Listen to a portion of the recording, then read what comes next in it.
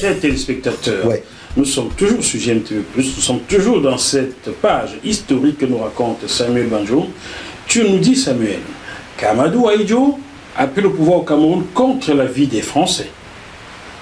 Tu veux que je t'explique? Oui, explique-nous, je ne suis pas seul. Il y a plein de téléspectateurs qui nous regardent là. Bien. Des Africains, des Camerounais, même des Français. Ok, j'ai dit ceci. Mhm. Il y a eu une élection qui est menée au gouvernement, Mhm. poste de Premier ministre. Ahidjo a 30 élus. Oui. Mbida en a 20. Mhm. Et c'est Mbida qu'on nomme Premier ministre. Ça obéit à quelle logique? On nomme, qui nomme? La France. La France. Il Oui. faut appeler le chef. Non, non, la France. Mais quand on dit on, c'est... L'enfant qui est en CM2 ne comprend pas qui Non, est nous on. parlons de la France et des D'accord. machins, oui. Donc, Ahidjo a 31 personnes qui votent pour lui. André-Marie Bida. Qui sont élus? Qui sont élus? Qui sont ses élus? Donc, qui votent pour lui, 31 voix. André-Marie Bida n'en a 20. que 20. Ouais. Donc, normalement, c'est Ahidjo qui est élu, Très mais bien. la France choisit de nommer André-Marie Bida Premier ministre. Bon, voilà. Alors, pourquoi... D'accord. Vive bon, la démocratie française. voilà. Pourquoi donc Ahidjo est l'homme vendu des Français? Et l'homme qui l'installe contre l'avis de son ministre, Monsieur Ramadi. Jean Ramadier, Mhm. qu'est-ce qui lui arrive? Il a perdu ses postes. On le vire. On l'a congédié en Voilà, France. voilà, on le vire. Donc, doublement pénalisé. Pénalisé d'avoir nommé Ahidjo. D'avoir nommé Ahidjo. Ouais. Et pénalisé d'avoir éversé... André-Marie Bida. ouais, ouais. Raconte-nous comment Jean Ramadier décide d'installer Amadou Ahidjo contre l'avis des autorités françaises à cette époque, s'il te plaît. Gaston Defferre, Gaston ministre Defferre. de la... ministre de la... Non, pas, Ouais. c'est pas la coopération à l'époque, Ouais. des territoires, un truc comme ouais, ça. ouais, oui. Des colonies. Pas des colonies, attends, ça Comment va appelle aller. ça? Ça va aller, bon. Ça va revenir. Ah là là. On va retrouver, c'est pas grave. D'accord. Donc, Gaston Defferre qui est en charge des colonies. Oui. On va dire ça comme ça. C'est lui qui dit, ah, est-ce que c'est prudent de donner le pouvoir dans un pays comme le Cameroun à majorité Chrétienne. chrétienne Et animiste. animiste? Est-ce que c'est, vous pensez qu'il n'y a pas de risque de machin dans un pays, un musulman à la tête d'un pays qui est largement Animiste chrétien. animiste chrétien? Jean Ramadier, qui était venu pour effectivement préparer l'éviction d'Ahidjo, de mettre en place un gouvernement qui pourrait évoluer vers la reconnaissance de l'UPC. Il arrive sur le terrain et il voit rien que le comportement de Mbida. Hein? Et son fameux discours chez le Bassa. il commence à prendre ses distances. Oui, parce que Mbida, à Boumniebel, là où a été tué Boumniebel, hein, Ramadier et Mbida vont là-bas. Et Mbida et Ramadier avaient dit qu'il faut tout faire pour calmer le jeu, pour amener progressivement l'UPC à éventuellement accepter d'entrer dans un gouvernement. Mbida à Boumniebel déclare ceci: oui, vous les Bassa, les terroristes, les assassins, les maquisards, Oui. si vous continuez, le peuple camerounais va se machin Se lever, oui, Et vous- j'ai publié cela sur GMTV+. et vous massacrer. Et là, Ramadier se dit, waouh, c'est ce mec qu'on me demande de maintenir au pouvoir. Voilà. Et il dit donc, quand il arrive, le gouverneur, le ministre de la France d'Outre-mer, il veut commencer quand Ramadier fait sentir à Mbida que lui, il n'est pas d'accord, et il ne peut pas accepter, cautionner ce qu'il a dit. Le ministre de la France d'Outre-mer dit non, laissez-le, il ne faut pas qu'il y ait de changement et tout. Bref, bon, ça obéit à quelle logique? Et le même Ramadier, quand donc Ahidjo, à la suite de ce discours et puis de toutes les situations, décide donc de retirer ces gens du gouvernement, démission du gouvernement. Bon, lui, Ahidjo, on le nomme. Une des raisons pour lesquelles j'avais beaucoup apprécié Kamajo Daniel, c'est que quand le gouvernement Mbida tombe, il dit ce gouvernement de toute façon était mort-né. Tu vois, à cause du comportement de Mbida. Parce que Mbida avait un comportement. C'était un monsieur, moi je l'ai connu, j'étais petit, mais quand on allait machin, sa femme, dans les magasins à Guerpillon, sa femme, un blanc voit sa femme n'enlève pas son chapeau, on le met dans l'avion, on le renvoie en France. Oui, Ah bon? mais c'est un régime terrible. Terrible. Ah oui, oui, oui. Quand il parlait, il ne fallait pas discuter. Donc tout ça a dit que Ramadi a dit mais c'est pas normal. C'est pas cet homme qu'on met hein? Il dit bon oui, il dit mais monsieur le ministre lui dit oui bon mais voilà quand même il fait quelque chose trouvé. Il dit non, il dit j'ai fait le tour de ces hommes là. Celui qui à mon avis actuellement paraît être le mieux placé c'est Ahidjo. D'abord parce qu'il a des élus derrière lui, ils sont majoritaires. Et puis les autres, bon, ils ne divaguent pas comme l'autre, même s'il y a des choses qui peuvent ne pas plaire, il y a quand même une logique dans ce qu'il fait. Et il dit donc, qu'est-ce que vous voyez? Le ministre lui dit, qu'est-ce que vous voyez? Il dit non, pour moi, je ne vois qu'Ahidjo. Je n'étais pas pour ça au départ, mais quand j'ai vu ce qui se passe sur le terrain, les actes qu'il pose et tout, pour moi, c'est Ahidjo. Le ministre lui dit, monsieur, vous laissez tomber, vous n'en faites rien, vous venez à Paris pour qu'on en parle. Il dit, monsieur le ministre, je dis, Ramadi, il dit, monsieur le ministre, dans les circonstances actuelles, si je pars du Cameroun, ça va exploser. Donc il faut que j'aille jusqu'au bout de la mission pour laquelle je n'avais pas demandé à venir au Cameroun. C'est vous qui m'avez envoyé. Donc moi j'estime que je dois faire ce que j'ai à faire. Si ça vous plaît, ça vous plaît. Si ça vous plaît pas, bon, vous tirez les conséquences. Et il décide donc, quand le ministre lui dit de venir, il dit non, je ne peux pas venir. Le lendemain, le ministre envoie un télégramme combinatoire. On lui dit qu'il faut il dit, monsieur le ministre, je n'ai pas le temps. Il faut que je règle le problème, sinon ça va péter. Donc c'est pour ça que quand il installe Ahidjo,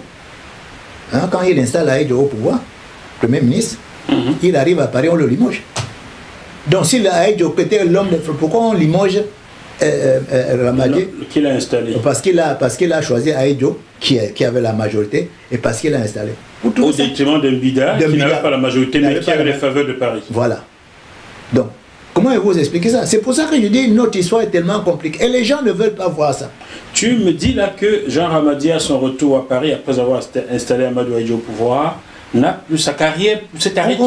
On l'a limogé de son poste. Jusqu'à la fin de sa vie. Oui, on lui a proposé à un moment de prendre le commandement d'un bateau, machin, mais ça ne l'intéressait pas.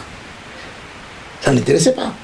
Voilà les réalités, c'est-à-dire et les gens disent oui, Ahidjo a fait tomber le gouvernement Bida, oui, c'était machin, c'était. Mais mettez-vous à la place des gens. Tu veux dire là, Samuel, que la France s'est trouvée un peu forcée par Jean Ramadi de faire avec Amadou Ahidjo? Absolument. Puisqu'on a dit, j'ai oublié même un épisode là. Lorsque on tourne le champ, on dit que Bida, Ahidjo, pardon, musulman ne peut pas diriger un pays à majorité chrétienne et animiste. Voilà. Bon, quand on veut poser des questions, les gens disent non, de toutes les façons, s'il faut absolument un musulman, il y a Haruna Njoya qui fait l'affaire. Haruna Njoya qui était Bamoun. Oui. Hein? S'il faut absolument un Bamoun, il y a Haruna Njoya. Ça veut donc dire que le musulman Ahidjo, on ne voulait pas de lui. On ne voulait pas de lui. Et les faits lui ont, même si ça n'a pas été une dimension assez importante, les faits ont apporté la preuve que, à part le problème des droits de l'homme, et c'était dans un contexte où il y avait la guerre, où il y avait les assassinats et tout. Je ne suis pas ahidjophile, mais j'ai toujours dit à sa décharge qu'à l'exemple de Roland Félix Moumi assassiné en octobre 1960 à Genève par les services secrets français et suisses, Ahidjo, on l'informait de ce qu'on a fait. La France l'informait de ce qu'elle a fait. Ahidjo n'était pas au courant de certains actes qui étaient posés par l'armée française. Mais je te dis qu'à un moment donné, même l'armée française, Ahidjo a voulu s'opposer à certaines décisions, on l'a mis à l'écart. Mais il a bien pris sa revanche 7 ans après dans la guerre du Biafra. Voilà. Il a dit non à De Gaulle. Le seul homme machin qui a dit non à De Gaulle. Il a dit à De Gaulle non. Ton histoire de guerre du Biafra, là, sont mes frères. Tu comprends? Il n'y aura pas de base chez moi au Cameroun. C'est ça. Et tout ça, on met tout, machin, on mélange tout. J'ai dit non. Je veux bien qu'on fasse le bilan d'un homme, et qu'on prenne tous les aspects. Hein? Si je te raconte les anecdotes qu'il y a eu avec le gouvernement Ahidjo, mais c'est incroyable. Il faut préciser que Amadou Ahidjo te connaissait. Il tenait souvent compte de tes analyses quand tu étais à l'ambassade du Cameroun à Paris. Absolument. Pour prendre certaines décisions. Absolument. Il a même un jour pris une décision, il a demandé à l'ambassade qu'en pense M. Bajoum. Et l'ambassadeur lui a dit, voilà, j'en avais parlé avec l'ambassadeur. Quand je lui ai expliqué, il a parfaitement raison. Mais dites-lui qu'il ne soit pas offusqué, qu'on ne le fasse pas comme il a proposé. Parce que c'est un dossier extrêmement sensible sur le plan diplomatique. Si on le fait comme il pense, c'est vrai, c'est la meilleure solution, mais il faut tenir compte de l'environnement. Donc, c'est pour ça que je te dis, il faut toujours tenir compte de tous les paramètres. Et nous ne le faisons pas souvent. Les paramètres, on ne les a pas souvent. Parce que chacun se dit, quand je te dis, le problème aujourd'hui du Cameroun, c'est quoi? Tu vois un Ben Skin, je ne méprise pas les Ben Skin, parce que je dis un Ben Skin qui a simplement fait le métier de Ben Skin. Il achète sa caméra, il vient, il fait ses... C'est direct. Et on applaudit, mais oui, et on applaudit. Il y a une désinformation terrible dans ces choses-là. Oui.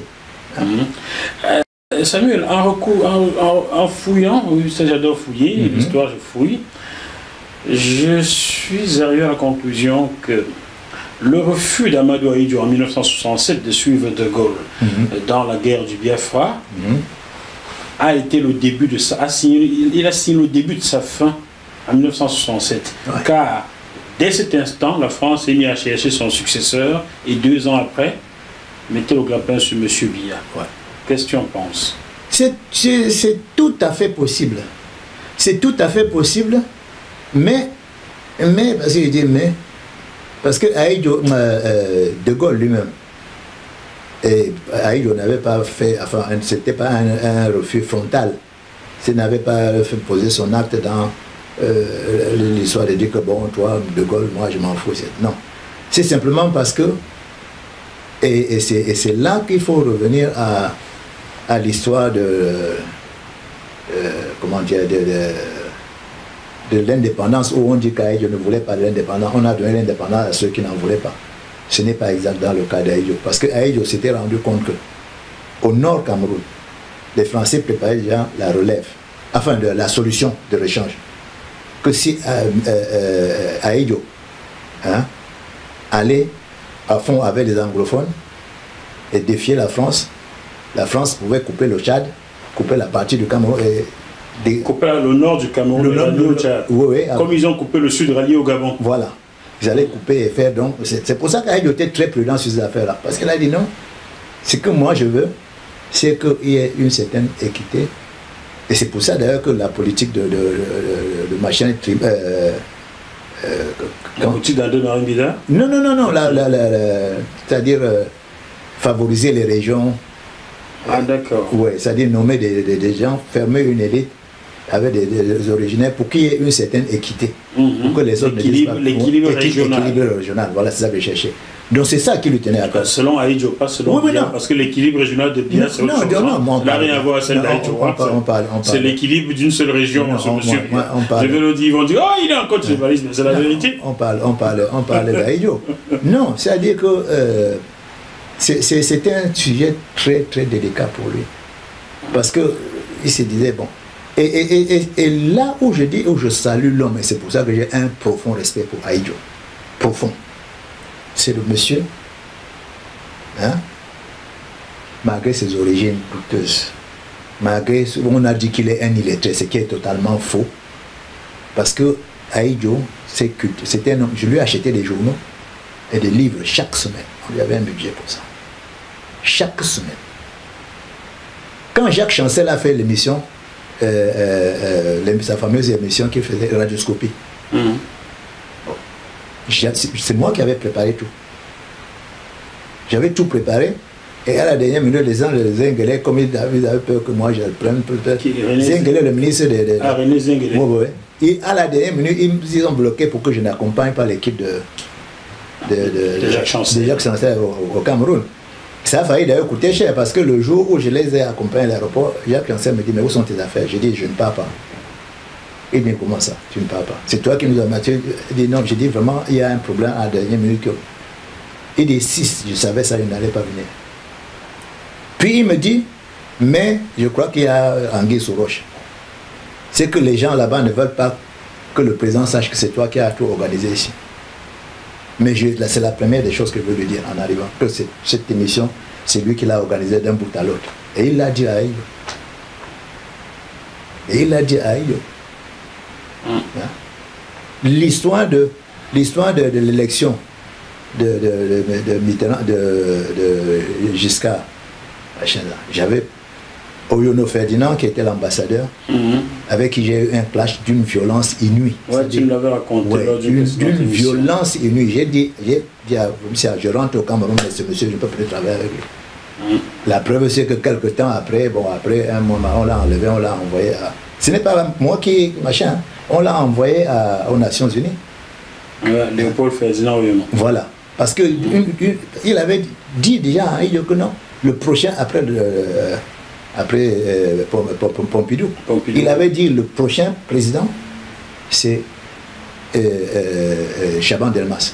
Jacques Chaban Delmas, le Bordelais là. Et il l'a même dit au président Aïdo. Si bien que quand moi j'ai fait ma note d'analyse sur le premier tour des élections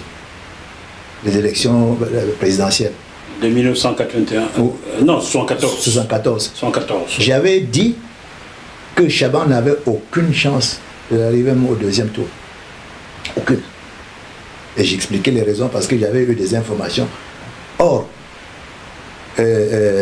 Oyono, ce qui a dit à Oyono, le prochain président, je vous le certifie, c'est Chaban. Il faut le soutenir, c'est Chaban Delmas. Voilà, c'est Chaban Delmas. Et mes notes, quand j'ai fait mes notes, et je dis que ce sera Giscard, mais ce sera très serré au premier tour. Vroumsia lit ma note. Et il me dit, mais où tu es allé chercher tes notes parce que le résultat que tu donnes n'est pas celui qu'on nous avait donné. J'ai dit que l'ambassadeur nous avait dit que c'est Chaban, le prochain président. Et je vois dans ta note, tu annonces que non, ça ne peut pas être Chaban pour telle raison, et que même ça va être... serré, ça va être très serré. Et il dit, mais c'est pas possible. Et il dit, donc tu vois, tu m'as donné l'occasion de me racheter auprès du patron. J'ai dit, comment ça? Il dit, oui, ta note. J'ai appelé le patron pour lui dire, monsieur le président, contrairement à ce qu'on a dit, il y avait quelqu'un qui avait quand même prévu que ce serait Giscard. Et, ah bon, qui ça? Il dit, mon collaborateur. Et il lui dit, apporte-moi la note. Quand il a lu la note, il demande à Vroumsia, mais c'est qui ce jeune homme-là? Vroumsia lui dit, mais c'est mon fils spirituel, c'est moi. Et il dit, ah bon? Oh, félicitez-le de ma part. Deuxième tour, j'annonce la victoire très serrée de Giscard. Et là, c'est le président Aïdo qui appelle Vroumsia pour lui dire, bon, quand prédit ton poulain, ouais. Il dit non, il a prévu la victoire de Giscard. Il dit apportez-moi la note. Quand il lit la note, il dit la première note de M. Bajoum désormais, c'est à la présidente de la République. Et c'est comme ça que tu fais des notes pour la présidence de la République. Les notes, ça dit, c'était les notes de synthèse de l'actualité. Il dit donc c'est lui, la première copie, l'original c'est lui. Première copie aux affaires étrangères. Ce n'est que, bon, ça me dit, tu vois, voilà la malchance. Mais maintenant, comme c'est moi, mais je n'aurai que la troisième copie. Mais, tu vois, non, c'est-à-dire, il faut vivre ces choses-là pour, tu comprends, Jacques, il faut vivre ces choses-là pour les comprendre. Tu comprends? Et moi, ma modestie a fait que, bon, quand j'ai eu le scandale avec Léopold Ferdinand Oyono, on a mené des enquêtes partout, c'est-à-dire tout le monde, les boys, les plantons, machin, on dit, ce monsieur-là, qui ne parle jamais, nous l'avons vu si on ne l'a pas reconnu. Il a claqué le nez, la porte sur le nez de l'ambassadeur, nous on a eu peur. Et on a mené des enquêtes, dit, partout, vous pouvez chercher partout, c'est un monsieur qui n'a jamais. Et quand le dossier est arrivé à la présidente, on lui a dit non. Si ce monsieur qui n'a jamais manqué de respect, tout ça, a posé de tels actes et a réagi de cette façon, c'est que vous y êtes pour quelque chose. Comprends? Résultat, moi, malheureux, comme la malchance dans la vie, tu fais machin, on reste toujours dans son coin. Mais on me dit que quand le président partait, puisqu'il n'a pas eu le temps de régler les problèmes de tout le monde, mais il avait mis mon nom parmi une dizaine de personnes qu'il fallait récompenser avec des postes vraiment de très haut niveau. Et malheureusement, là-dedans, nous avons été trois. Il y a Djondjan Gabriel. Ah, Djondjan Gabriel perd son âme de père, voilà. Qui est parti il y a un peu plus de 2 ans. Lui, on l'a même pas de retraite. On l'a malmené terriblement. Voilà. Le deuxième, c'était mon ami qui m'a donné l'information sur l'arrestation de... Ton ami dont tu ne vas pas donner le nom là. Non, non, oui. Je vais trouver son nom. Tu m'as mis sur la piste. Mais il était bêtis. Et les bêtis ont fait bloc derrière lui. Parce que lui aussi, on voulait le sanctionner. Parce que c'est très proche d'Aïdjo. Et on voulait le sanctionner. Et les bêtis ont dit, vous le touchez, c'est que vous nous touchez. Tous. On ne peut pas accepter. Donc lui, il a recruté, il a eu un poste enfin, directeur de cabinet, enfin directeur de machin dans un organisme d'État. Mais moi, le pauvre, comme tu étais Bamileke. Voilà. Tu es Bamileke, comme le procureur de la Cour suprême, lui, Djodjan Gabriel, qui n'a jamais touché un copec de sa retraite jusqu'à sa mort en novembre 2018, je ne sais plus. Ouais. Vous avez vu comment ça fonctionne au Cameroun? Après, on va dire que, il crie qu'il y a un problème Bamileke au Cameroun. Oui, il y a un problème Bamileke institué par la France et le régime qui est là le perpétue. C'est la vérité.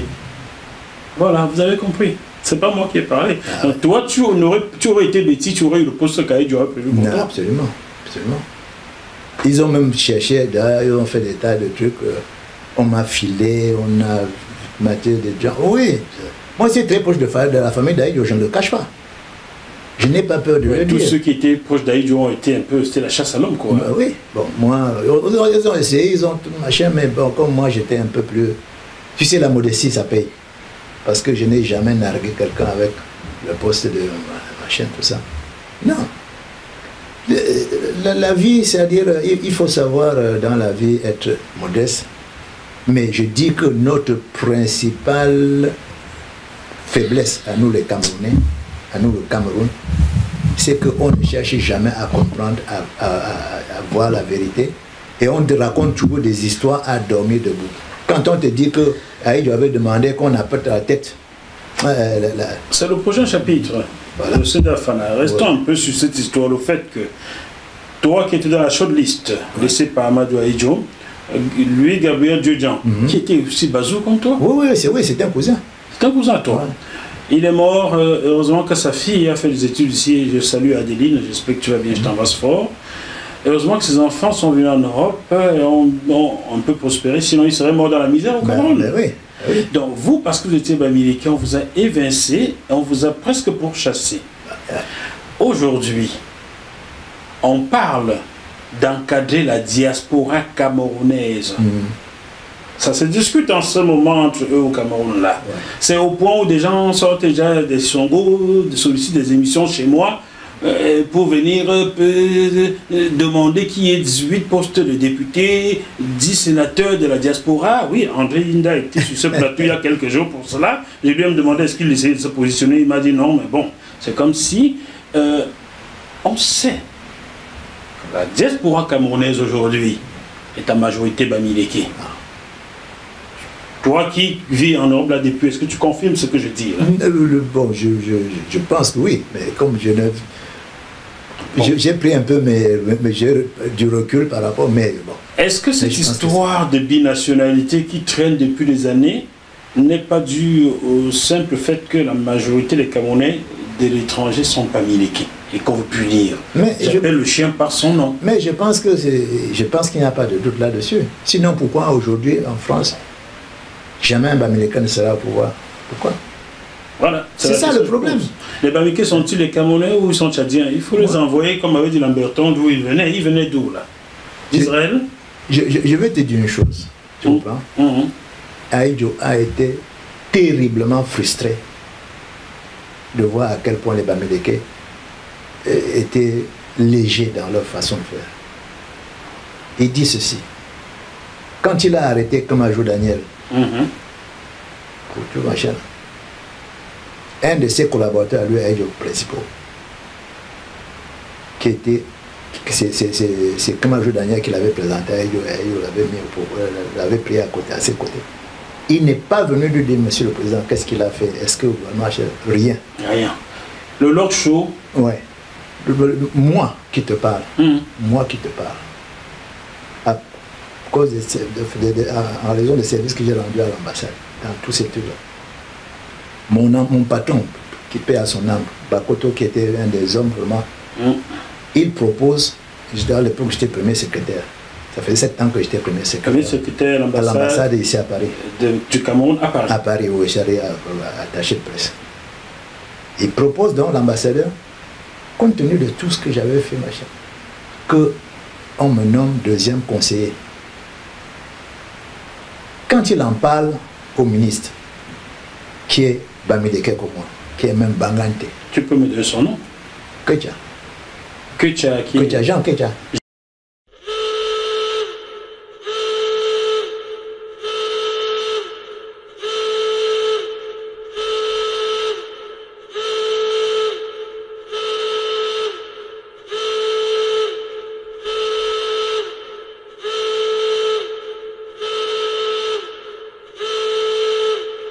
Mais du même département là. Oui. Il a répondu quoi? Alors quand l'ambassadeur lui en parle, il dit, oh, monsieur l'ambassadeur, vous voulez me créer des problèmes. Est-ce que vous savez que le président Aïdjo n'aime pas vraiment les problèmes, les Bamileke là, vous savez qu'il n'aime pas du tout ça. L'ambassadeur dit, mais monsieur le ministre, c'est moi qui propose. Ah oui, non, vous savez vraiment. Il dit, si vous voulez, je vais vous faire une lettre officiellement pour que vous sachiez que c'est moi qui propose. Que tu as dit, en fait, mais on fait toujours, mais on va voir. 1 an se passe. 1 an. Rien. Aïe vient ici à Paris. Et l'ambassadeur dit Sagat. Monsieur le Président, j'ai un gros problème. J'ai un collaborateur qui me donne entière satisfaction. C'est sur lui que je m'appuie pour fonctionner, même comme il n'est pas diplomate de carrière. Ça fait 1 an que j'ai demandé, que j'ai proposé qu'on le nomme deuxième conseiller. Et il ne se passe rien. Et je lui dis, mais quel est le problème? Il dit, c'est le ministre. Quel ministre? Quel est le problème? Il dit, vraiment, comme le ministre dit que comme il est Bangante, vous n'aimez pas ce genre de choses que... Il dit, voilà. Il dit, c'est toujours la même chose avec les Bamileke. Ils ne veulent rien faire pour leur... Pour les leurs. Ouais. Et ils mettent toujours sur moi. Il dit, bon, comme je rentre au pays demain, après-demain, envoyez-moi un telex. Vous mettez seulement dossier Bajoum Samuel. Ça a été fait. Dès que le président a reçu le telex, hein, il a appelé l'ambassadeur et dit, je viens d'avoir le telex, machin. Je vais donc demander qu'on prépare le texte. Et il fait une chose exceptionnelle, parce que les textes comme ça, c'est le secrétaire général de la présidence qui les prépare. Or, dans mon cas, Aïdjo appelle Ketia. Monsieur le ministre préparait un décret nommant M. Bajoum deuxième conseiller. C'était pour que Ketia sache. Oui. Oui. Il est encore en vie, ce Ketia là? Non, il est mort. J'aurais aimé qu'ils soient en vie pour entendre ça. Il est mort, oui. Et on m'a donné deuxième conseiller. Il avait déjà donné des ordres que, en ce qui me concerne, que je lise des notes diplomatiques. Parce qu'il m'a dit, c'est même sinon j'aurais été nommé avant. Parce qu'il dit, comme il n'est pas diplomate de carrière, bon, on ne peut pas lui confier une grande ambassade. Par contre, il faut lui dire de préparer les notes, de lire régulièrement pour voir comment ça se passe. Et comme ça, si on peut lui donner un poste, dans un poste technique, d'un nommé ambassadeur dans une mission technique. Comme ça, il va faire ses ordres. Voilà. Et ma côté vient me dire à ma grande surprise, il ne m'a pas expliqué décemment. Quand tu as du temps, prends les notes diplomatiques, tu lis, tu essaies de t'imprégner. Waouh! Chers téléspectateurs, vous en apprenez en regardant ces émissions et j'adore recevoir des personnes comme toi qui disent des choses, qui apprennent des choses aux Camerounais. Les enfants s'appuieront peut-être là-dessus demain pour écrire leur mémoire aussi ou en ça. Voilà en quoi c'est important. Bon, le coquille là, est-ce que ça passe? Oui, je suis plein. Tu t'es rempli? Oui, tu sais, le tarot était costaud. Hein? Bon, ben écoute. Le tarot était... C'est pas grave alors. Je vais le déposer là. Tu vas t'en occuper. Si jamais ça te dit encore, c'est tellement bon le coquille là. Hein, comme on allait parler d'un Konsamba et de ton frère, ton oncle. Gabriel Kémajou qui a été mis en Konsamba, voilà pourquoi j'ai commandé le tarot et le coquille. Bon, le coquille c'est beau. Tu as bien fait. Hein? Tu as bien fait. Voilà. Coquille, ouais. Comme ça qu'on ne m'accuse pas que j'ai mangé seulement le tarot. Moi je mange tout. Hein. Le jour où j'ai mangé au Comme Sancel, ici personne n'a rien écrit. On n'écrit même pas sur mon tarot. Autre chose. première élection après en 1er janvier 60 ans. Le gouvernement, l'élection, la formation du gouvernement se fait à l'Assemblée par l'élection et Ahidjo est donc élu président. La première élection présidentielle c'était par suffrage indirect. Donc Ahidjo devient donc président. Il demande, les responsables qui étaient avec lui. Il lui a dit, trouvez-moi un représentant que je le nomme Premier ministre. Voilà. Je connais l'affaire là. Voilà.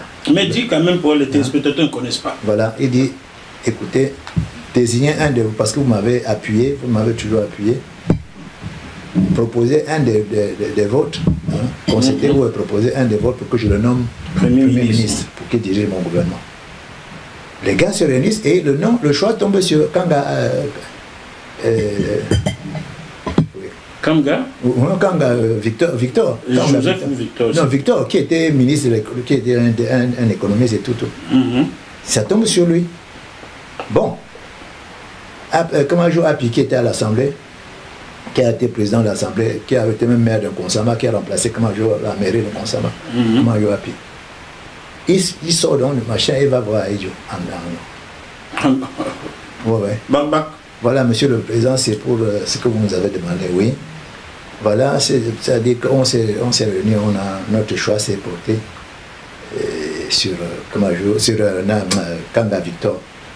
Bon, alors proposez-le officiellement, parce que nous, on s'est dit qu'il y a un problème, monsieur le président. Quel est encore le problème? Lui, il est jeune, il vient de terminer, il vient de machin, c'est attendez que moi, je suis dans les arcanes politiques. Donc il voulait que ce soit lui. Alors si c'était moi, ce serait... je pense que ça irait mieux. Et Ahidjo lui dit, mais vous me le dites, je vous ai demandé en public, vous étiez machin, de choisir quelqu'un. Bon, vous dites qu'ils ont choisi déjà, et vous voulez que je change pour vous. Et vous êtes que dans la dictature, machin, vous voulez que je vous impose quelqu'un qu'on n'a pas choisi. Mettez-vous d'accord. Si vous êtes machin, vous venez tous, vous me dites, monsieur le président, après, voilà notre choix, et puis, etc. Il a attendu 3 jours, personne. Il dit bon, ils n'en veulent pas, il a nommé Assalé. Charles Assalé. Oui. Donc c'est Victor Kanga qui a été Premier ministre, oui. Mais comme les Bamiké avec les tournures, les faux trucs, les fourberies là, ont tardé, on a nommé Assalé. Voilà. Et Assalé qui au départ était contre Ahidjo. Et après, bon, Kanga Victor a eu plein de problèmes, il a même terminé sa carrière en prison, bon, je ne sais plus, pour des dossiers très compliqués, politiques, économie et tout. Et d'ailleurs, dans son témoignage sur Ahidjo, parce qu'il a fait combien, je crois, 7 ans, hein, au moins, voilà. Il dit, bon, vraiment, Ahidjo, c'était un dictateur. Non, il n'a pas dit Ahidjo était un dictateur. Il dit Ahidjo, j'ai eu des relations compliquées, machin, tout ça. Mais il y a quand même un truc que je dois dire, c'est un homme qui mérite le respect. D'accord. Chers téléspectateurs, on se retrouve dans quelques minutes pour la dernière partie de cet apprentissage. Je ne l'appelle même pas émission, c'est un apprentissage. Voilà, à tout de suite. Je demande à GMTV+, de continuer à faire ce travail extrêmement important, de recueillir les informations, de les recueillir avec esprit critique, pour ensuite les diffuser comme elle le fait, afin que les esprits s'éveillent, que les consciences s'ouvrent davantage et que les actes suivent.